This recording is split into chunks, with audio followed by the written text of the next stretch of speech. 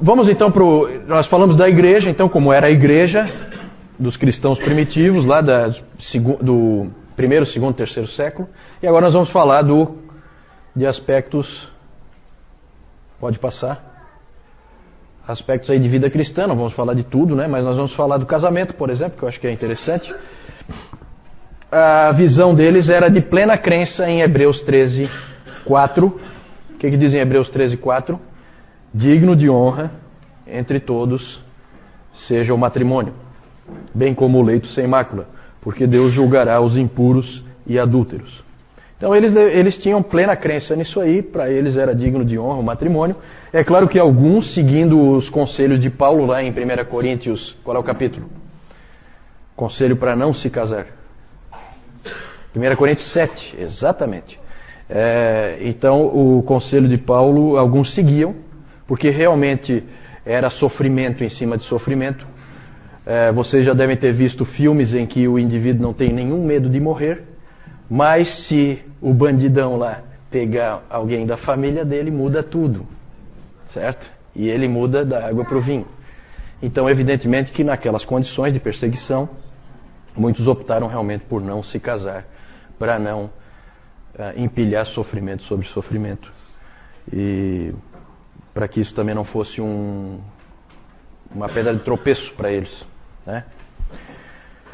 Mas o casamento era honrado por todos. Clemente de Alexandria disse: por todos os meios então devemos nos casar, tanto para o bem do nosso país, como para a sucessão dos filhos e para o completamento do mundo, já que ele pertence a nós. A visão do Clemente de Alexandria. Dentro do casamento, e só dentro do casamento, o sexo é bom, certo e apropriado. Deve ser praticado e honrado. Lembre-se que os cristãos viviam numa época que era um mundo de dois extremos. Você tinha aqueles gnósticos anticorpo, como Marcion também era um deles, né? Em que tudo que era da matéria era ruim, então eles eram totalmente avessos ao casamento, ao sexo. E você tinha as perversões, você tinha as orgias romanas, você tinha todo tipo de perversidade sexual. Eles viviam no meio dessa sociedade em que você tem esses extremos. Eles tinham a posição bíblica. O Clemente de Alexandria colocou assim: a atividade sexual deve estar limitada ao casamento e deve ser exercida como um esforço reverente e cheio de propósito. Que jeito de colocar, né? É uma coisa meio estranha. Mas é a maneira como eles colocaram. Mais tarde, com o fortalecimento do ascetismo e do monasticismo, o que é ascetismo? É viver uma vida de privações. O que é o monasticismo? É você ser um monge, é você se isolar da sociedade. Né? Claro, isso a grosso modo, né? Só para explicar para quem de repente não conhece essas palavras. Com o fortalecimento desse pensamento, o pensamento do ascético e do celibato e do monasticismo, o celibato começou a ganhar força. O que é o celibato? Vocês aqui sabem? O que é um indivíduo celibatário? É um indivíduo que escolheu não se casar. Ele não se casa. Então o celibato foi ganhando força ao longo do tempo e logo Hebreus 13, 4 foi ficando um pouquinho diferente. Em vez de ser digno de todos seja o matrimônio, digno de honra entre todos seja o matrimônio, bem como leito sem mácula, começou a ficar digno de honra entre todos seja o matrimônio, mas o celibato ainda mais. E depois de mais um tempo, já mudou de vez, né? Digno de honra entre todos seja o celibato e o matrimônio seja tolerado. É mais ou menos assim que ficou o pensamento, né, da igreja. Isso aí nós vamos ver que vai acontecer.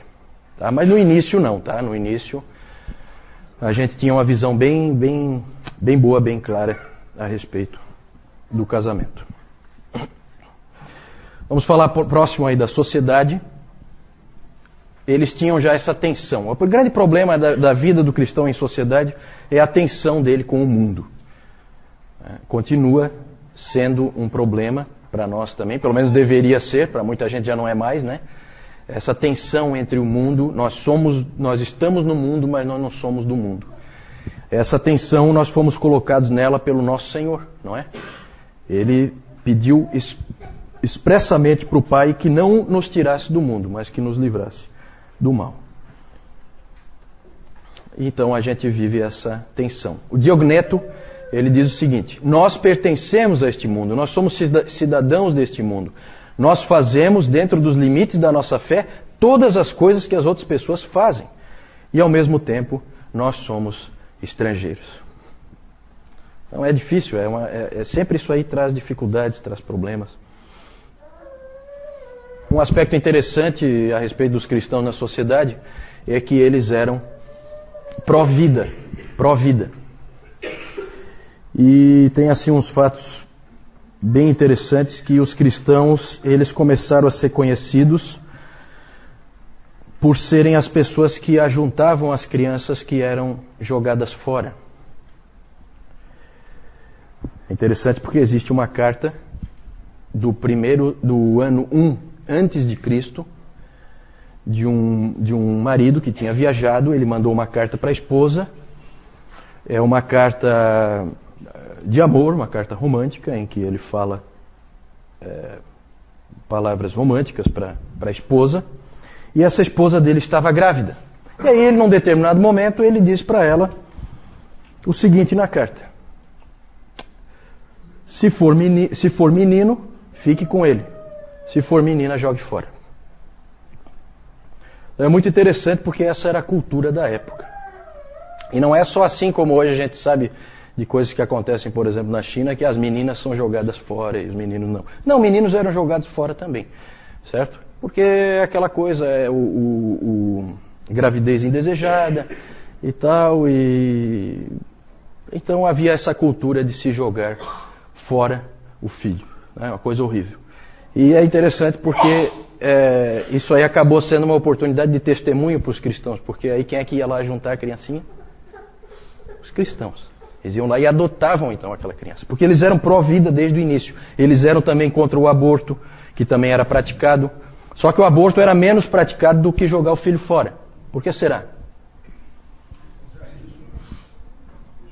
Exatamente. É o risco, certo? A criancinha pode morrer, né? Mas a mãe não, né? Essa é a ideia.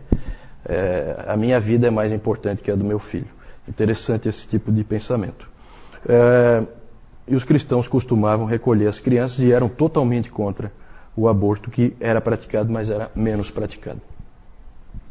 Eles tinham uma tremenda compaixão pelos necessitados. As coletas que havia, né, na igreja sempre havia coletas, e elas sempre eram para os necessitados, sempre eram para a caridade. Naquele tempo a igreja tinha pouco custo, como nós vimos, acho que fica claro isso, né? As igrejas eram nas casas e o pastor não era sustentado pela igreja. Ele era um homem, um profissional de algum tipo de profissão, né? Desde todo tipo de profissão você tinha presbíteros e bispos, que até é interessante porque no terceiro século nós temos registro de um bispo de Roma, bispo mesmo, o presbítero principal de Roma, era um sujeito chamado Calisto, que era um escravo. Vejam como a igreja era, desde o início, ela foi assim uma sociedade diferente das outras, em que um escravo poderia chegar ao posto mais alto dentro da igreja, porque não é questão de mérito pessoal, mérito mundano. É uma questão realmente de vida espiritual. Então eles cuidavam dos necessitados, cuidavam dos órfãos, cuidavam das viúvas, dos prisioneiros, dos necessitados. Também eram pró-decência e pró-pureza. Buscavam sempre a pureza como uma virtude. Então eles evitavam de participar naquelas festividades do Império Romano, porque sempre havia imoralidade ali, então eles não participavam. Vocês viram que eles eram inclusive acusados de serem antissociais, de serem não patrióticos por causa disso. Nós falamos disso domingo passado. Mas nós podemos resumir dizendo que os cristãos eram radicalmente pró-generosidade e pró-pureza. Pode seguir?